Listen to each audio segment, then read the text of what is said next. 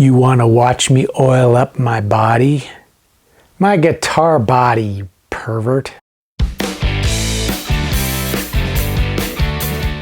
Hi, I'm Chris and you're watching Highline Guitar's YouTube guitar building channel. If you're new to my channel, I hope that by the end of this video, I'll have earned your subscription. And it's free.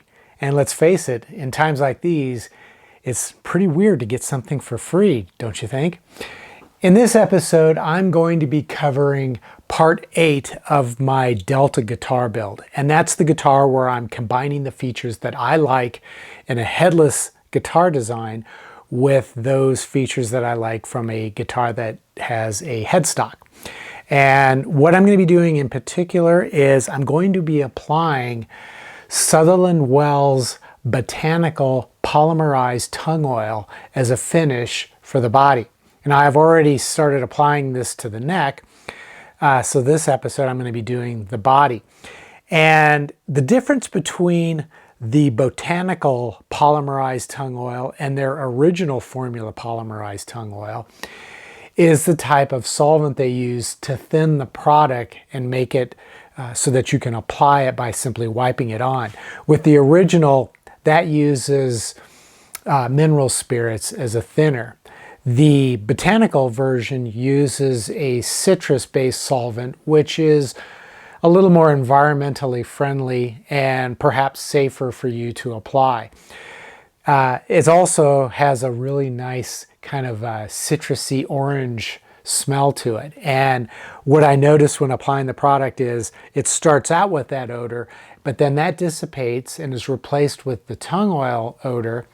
And that in turn dissipates as the product dries. So as that odor goes away, or those odors go away, the product is dried and cured. So it's kind of a nice indicator that helps you to know when you can move on and apply additional coats.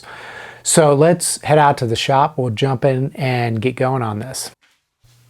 I've said it before and I'll say it again. The key to a successful finish is the prep work.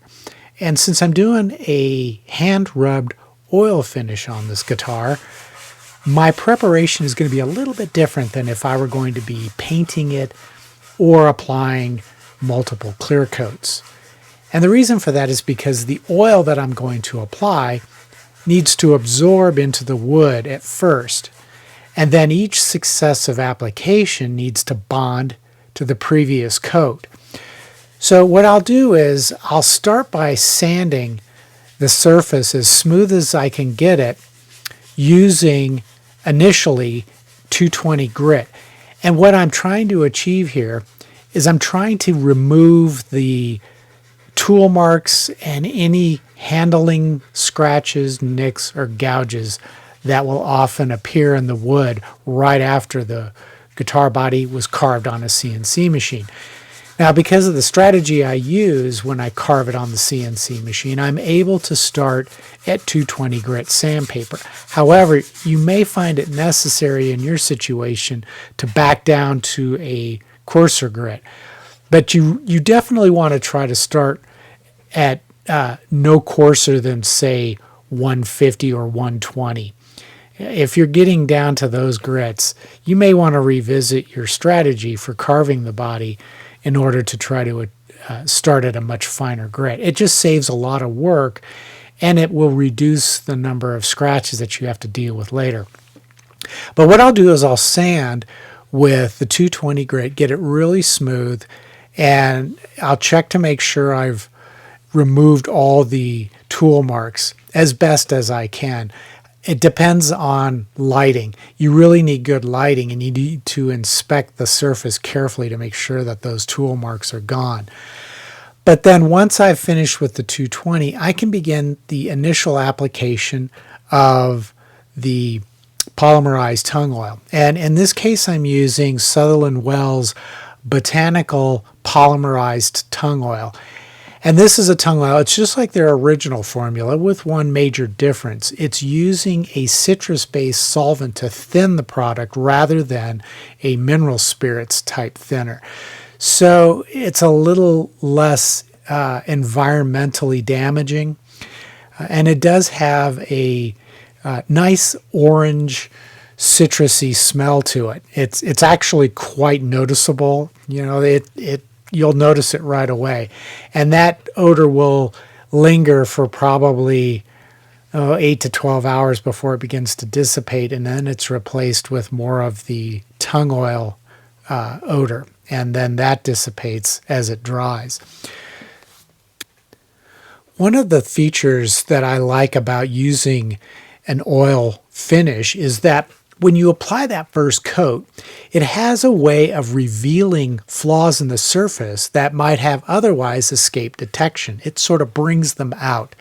So after that first application of the oil, it's really a good idea to really inspect that surface as closely as possible for any residual tool marks or scratches that you didn't see before applying the oil. At this stage, it's easier to fix the problems than it is to fix them later on after you've applied multiple coats. And on this guitar body, I found a few flaws in the surface that I decided to go back in and sand with the 220 grit sandpaper in an effort to remove them. After I had fixed those flaws, I applied a little bit more tung oil in just those areas and let it soak in and dry for about 24 hours. Then I was ready to apply the second coat. However, before I could do that, I sanded the entire surface of the guitar with 400 grit sandpaper to get it as smooth as possible. Then I wiped on that second coat and I let it sit for about 30 minutes. And that kind of gives it a chance to tack up ever so slightly. Then I took a clean cloth, wiped off the excess vigorously, and then lightly wiped the surface with another clean cloth to make sure I had removed any traces of rag marks. That second coat was allowed to dry and cure for about 24 hours. Then it was ready to put on the third coat. And before I applied that, I sanded the surface, but this time I used 600 grit instead of 400. And then I just sort of repeated that process. I wiped on the tung oil, let it sit for 30 minutes, wiped off the excess, and then hung it up to dry. Then I proceeded to lightly sand the surface with 800 grit. So you kind of see how this works. With each coat, prior to its application, I'm sanding with progressively finer grits. And ultimately, I finished with 1500 grit. In total, I applied about 8 coats of finish. And after the 8th coat was applied, I immediately wiped the surface with a clean cloth as vigorously as I could. And then I followed up with another clean cloth and wiped it very lightly to make sure there were no rag marks. You'll think you're removing the finish, but you're not. You're smearing it into a very thin, very smooth coat. And that's really the key to getting a gorgeous hand-rubbed oil finish. One thing I noticed about the Botanical formula as compared to the original formula is that the Botanical formula seems to take a little bit longer to cure. I noticed after 24 hours it still felt a little bit tacky, whereas the original formula doesn't.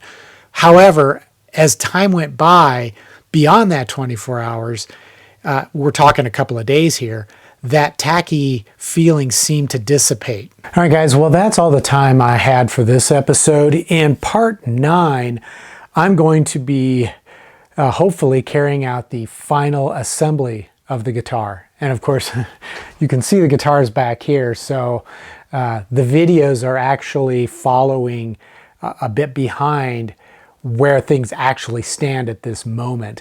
But that's kind of how I produce these videos. I'll film a cluster of them all in one shot and then do the editing and post them up one at a time.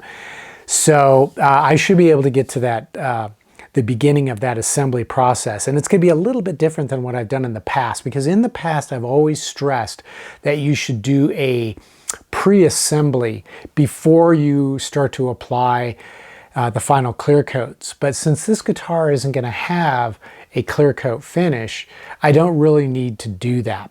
So once I start that assembly process, that will be the final assembly process. And I'm not sure how far I'll get in part 9 because I also have to make the pickups for this guitar. So I'll probably do final assembly next, except for the pickups. And then I'll do in part 10, I'll do I'll wind the pickups and install those. So until the next episode, as always, take care, stay safe, click that thumbs up button, and I'll see you in the next episode.